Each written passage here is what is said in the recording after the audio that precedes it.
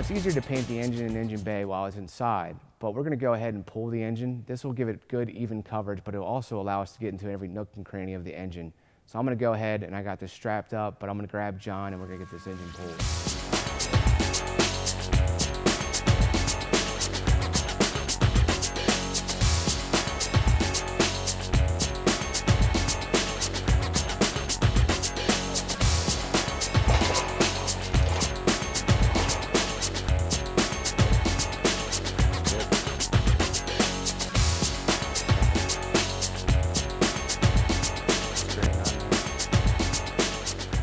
So we're going to paint our engine block with VHT's gloss yellow engine enamel. But before we can get started, we need to make sure that our engine block is nice and prepped and ready for a fresh coat of paint. To do that, we're going to want to sand down the areas where there's some light rust and make sure that any areas there's any chipping, we get those nice and smooth to give it a fresh coat of paint. Once we have the area properly prepped, we'll go to our VHT gray primer engine enamel.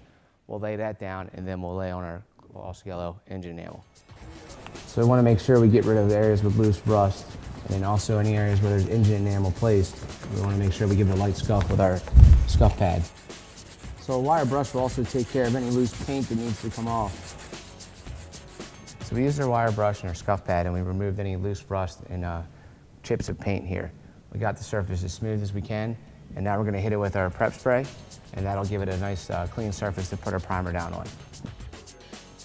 To use your prep spray, we want to spray it on liberally, and then we want to go back and wipe off the wet surfaces to make sure it's nice and dry to be ready for a fresh coat of paint. So since we have some bare metal and some of the paint from the previous projects on there, we're going to go ahead and use our VHT engine enamel and a light gray primer. This will allow it to give it a nice smooth surface for us to paint over with our yellow. Let's go ahead and get started.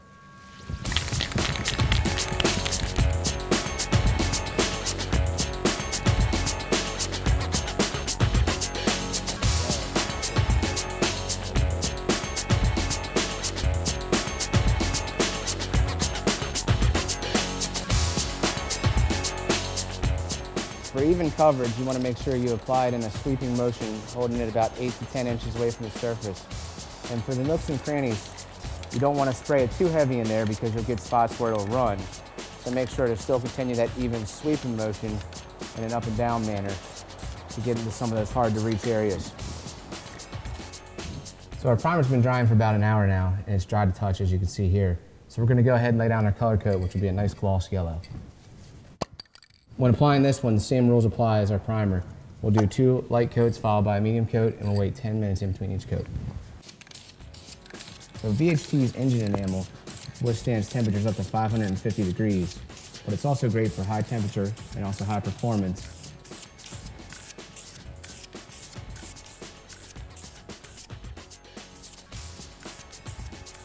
It's also great to customize, restore, and protect your engine block. All right, so we're finishing up our medium coat, our last coat.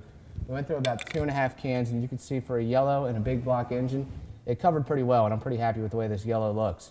So what I'm going to do is I'm going to let this cure overnight, and then I'll start putting some of the other pieces back on.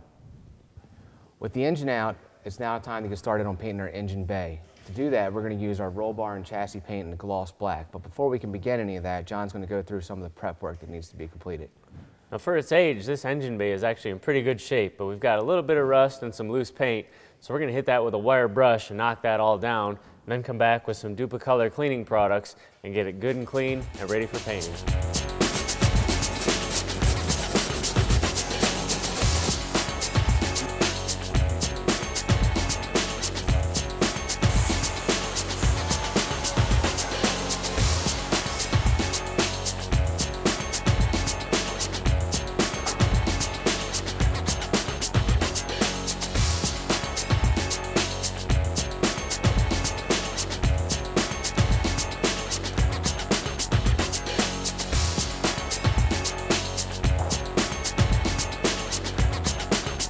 So we finished our sanding and using our prep spray. Now we have some areas where there's a little bit of rust that's left behind. We're not going to be able to solve that, but we can stop it from spreading using our VHT rust converter. The other good part about that is that once we spray the rust converter, it'll be a nice primed surface that we can be ready to paint on.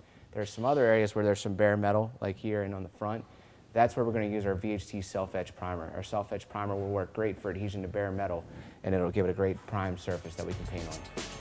To apply VHT's rust converter, you want to apply 2 to 3 light coats with no more than 2 minutes in between.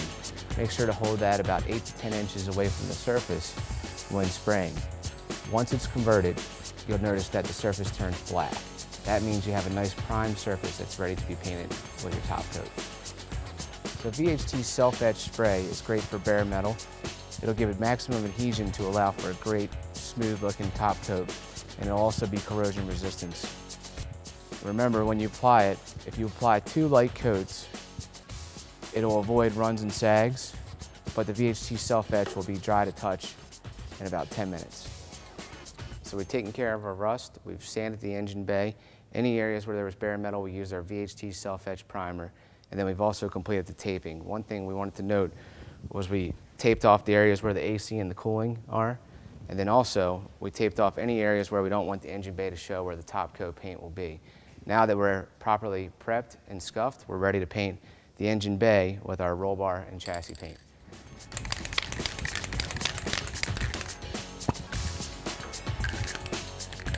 So to apply our roll bar and chassis paint, this is a self-priming formula.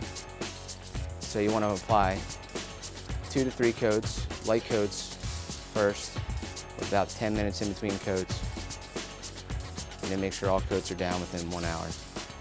So I laid down 3 coats of paint, the 2 light coats followed by 1 medium coat, and all in all I went through about 2 cans of our VHT roll bar and chassis paint. Now the gloss black is looking great, but it's also protected from chemicals, rust, and corrosion. We're going to let it dry about 24 hours, and then we'll go ahead and work on putting our engine back in.